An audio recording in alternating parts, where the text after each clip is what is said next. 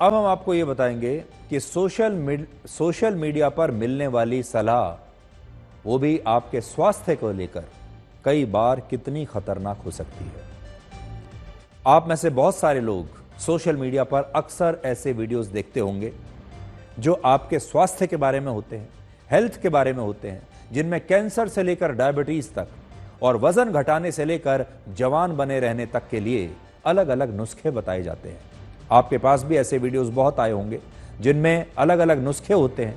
वो बताते हैं कि घर बैठे बिना व्यायाम किए भी आप अपना वजन घटा सकते हैं, और आप में से बहुत सारे लोग उन्हें मानकर फॉलो भी करने लगते होंगे। लोगों को इनमें बताया जाता है कि वो कौन सी जड़ी बूटियां खाकर अपने बाल झड़ने से रोक सकते हैं, कौन सी दवाइयां खाकर जवान बने रह सकते हैं, किन घरेलू नुस्खों को अपनाकर वो बिना डॉक्टर के पास गए डायबिटीज और हाई ब्लड प्रेशर और कैंसर जैसी बीमारियों को ठीक कर सकते हैं। वो बताते हैं कि कौन सा जूस पीना चाहिए, कौन सी जड़ी बूटी खानी चाहिए। ये सारे वीडियो आप सोशल मीडिया पर देखते हैं और बहुत सारे लोग बिना सोचे समझे, बिना डॉक्टर से बात किए इन वीडियोस में बताई गई बातों को सही मान लेते हैं और फिर फॉलो करने लगते हैं। लेकिन केरल में इन्हीं वीडियोस की वजह से एक 18 साल की लड़की की जान चली गई। इस लड़की का नाम था श्री नंदा, जो यूट्यूब पर दिन भर वीडियोस देखती रहती थी, और इन वीडियोस को देखकर एक दिन उसे ऐसा लगने लगा कि उसका वजन बढ़ रहा है और वो मोटापे का शिकार हो रही है, और इस मोटापे के कारण उसे कभी भी हार्ट अटैक आ सकता है। वो ऐसी मानसिक स्थिति में पहुंच गई। इन हेल्थ वीडियोस को देखने से इस लड़की को एक मानसिक बीमारी हो गई जिसे एनोरेक्सिया डिसऑर्डर कहते हैं। इस बीमारी में व्यक्ति को फिट होने के बावजूद ऐसा लगता है कि उसका वजन बढ़ रहा है और वो इस वजह से खाना खाना छोड़ देता है, और इस लड़की ने भी यही किया, खाना खाना छोड़ दिया। इस लड़की ने YouTube पर कुछ वीडियोस देखे जिनमें यह सलाह दी गई थी कि वजन घटाने के लिए व्यक्ति को लिक्विड डाइट पर चले जाना चाहिए। लिक्विड डाइट का मतलब यह है कि खाना पूरी तरह से छोड़ देना और 24 घंटे सिर्फ पानी या तरल पदार्थ पर निर्भर रहना। यह लड़की 6 महीने तक ऐसे ही लिक्विड डाइट पर रही, अलग अलग इंटरनेट पर वीडियोस देखने के बाद, और इसका वजन सिर्फ 24 किलोग्राम रह गया।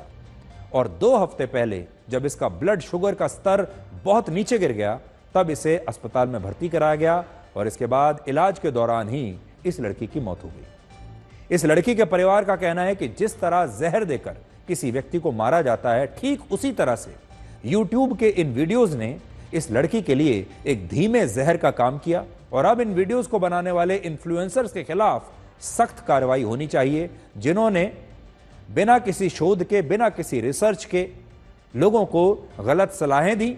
जिन लोगों ने उन सलाहों को फॉलो किया, वो लोग आज मुसीबत में हैं। इस वक्त भारत में सिर्फ इंस्टाग्राम पर ही हर दिन 4.5 करोड़ रील्स अपलोड होती हैं, जिनमें सबसे ज्यादा 1 करोड़ रील्स हेल्थ, फिटनेस और खाने पीने से जुड़ी होती हैं।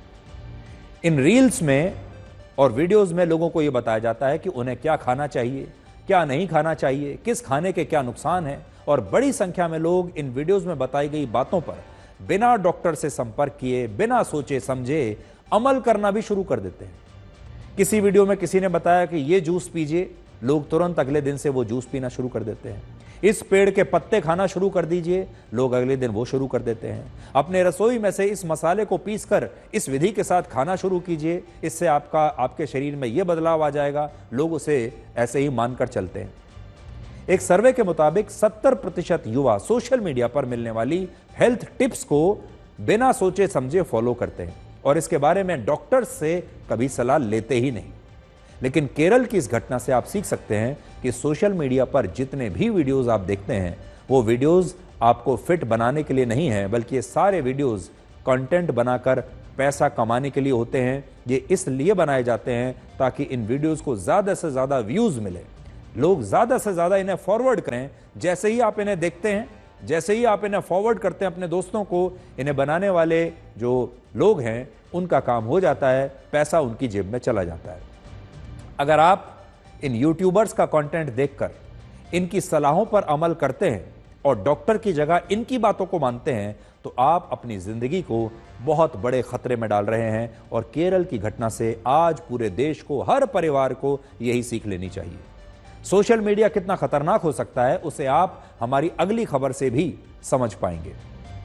सोशल मीडिया आपको न जाने किस आभासी दुनिया में ले जा रहा है।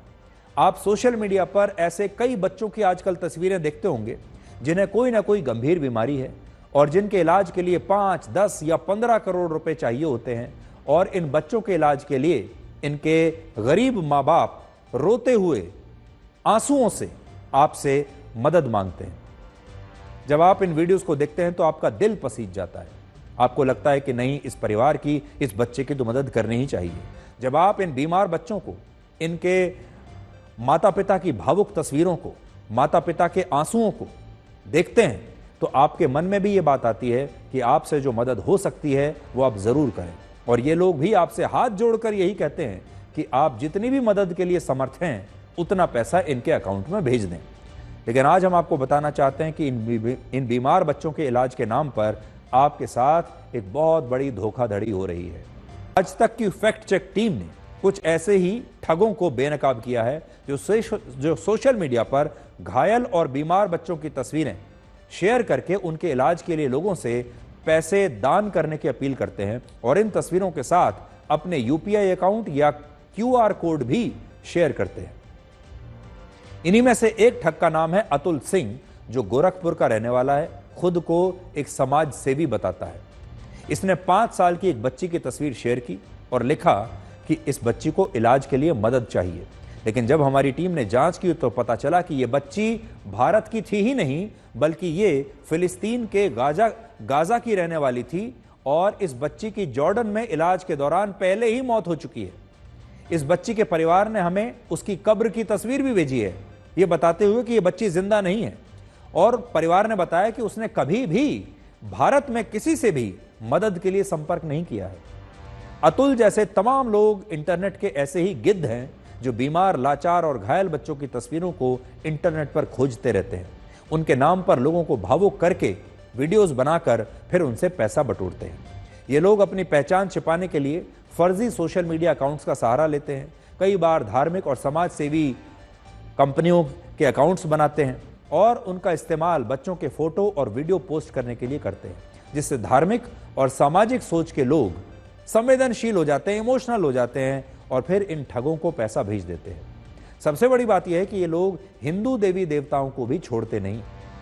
अतुल सिंह श्री राम फैमिली नाम से एक इंस्टाग्राम अकाउंट चलाता है जिस पर ऐसे ही बच्चों के फोटो पोस्ट किए जाते हैं। कई बार ये लोग विदेशी बच्चों के वीडियोस में हिंदी ऑडियो लगा देते हैं, उनकी आवाज को हिंदी में डब कर देते हैं, जिससे लोगों को लगता है कि ये बीमार बच्चा शायद भारत का है। और इन वीडियोस में अक्सर किसी महिला की बहुत दर्द भरी आवाज भी होती है। आप ऐसे वीडियोस देख सकते हैं। ये सारे वीडियोस फर्जी हैं। ये वीडियोस आपको इमोशनल जरूर बनाएंगे, लेकिन याद रखिए ये फर्जी वीडियोस हैं। इसके अलावा कुछ फर्जी अकाउंट्स अलग अलग एनजीओज के नाम से भी ठगी करते हैं और इनके अकाउंट्स किसी प्रतिष्ठित या मशहूर एनजीओ के नाम से मिलते जुलते होते हैं, जिससे लोग भ्रमित हो जाते हैं।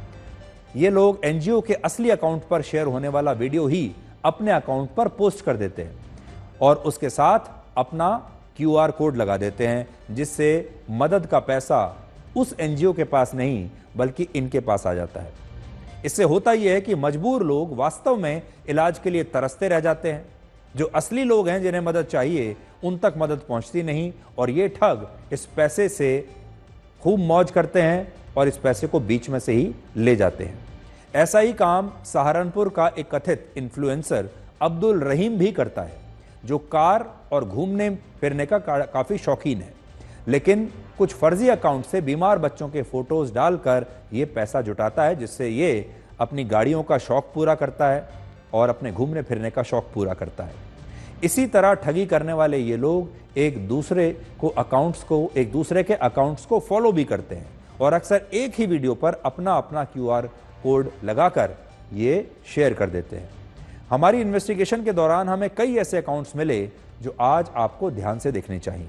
इसलिए अब किसी बीमार और लाचार बच्चे की तस्वीर लगाकर अगर कोई पैसा मांगता आपको दिखे तो इमोशनल होकर पैसा देने से पहले ये ज़रूर जांच लें कि ये पैसा वाकई उस बच्चे के इलाज में इस्तेमाल होगा भी या नहीं।